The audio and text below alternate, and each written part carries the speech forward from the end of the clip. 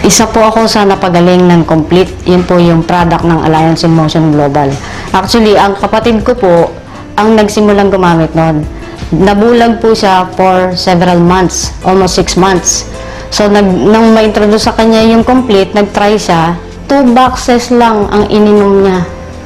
Nakakapagtaka, nakakita ulit siya. And then, after po noon, February last year, na-diagnose po ako na mayroon akong breast cyst sa dalawa. At the same time, meron din na-diagnose din po na meron akong scoliosis. Bedridden po ako ng 5 months.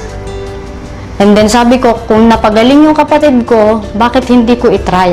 Nag-decide po ako na mag-take ng Complete kasi talagang sobrang hirap na. Pakiramdam ko mamamatay na ako kasi parang may nakadagan sa dibdib ko. Every time paghihiga ako, so tuwing matutulog ako, nakaupo lang ako. Nakasandal lang ako sa sofa. Hindi na ako makakain, nahihilo ako.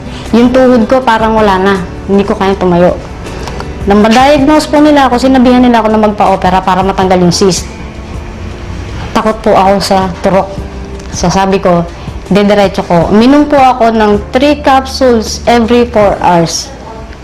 And then after 3 weeks po, sinubukan ko maglakad kasi nabawasan yung pain. So hinahapo ako that time. After 3 weeks po, naglakad ako, nakaabot ako ng 3 blocks away from home. Pagkaraan po, after 5 weeks, nagsimula akong mag-bike. And then hanggang sa kasalukuyan po, dire-diretso po akong umiinom. Wala na po totally yung aking cyst. Hindi ko po alam kung paano natunaw yun, pero nawala po lahat ng pain. So yung middle bone ko po na sinabi ng doktor na namamaga noong February last year, na-prevent po yung paglala. So lahat ng pain na naramdaman ko, kung mararamdaman nyo lang yung sakit, parang hinihiwa yung likod ko mula sa batok ko hanggang sa dulo sa ilalim. Para siyang hinihiwa. So every time na huhugot ako ng paghinga ko, napakahirap para sa akin.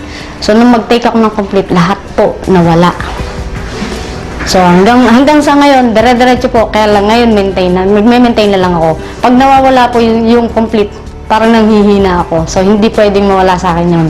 Napaka-imposible na paniwalaan na ako nakabangon.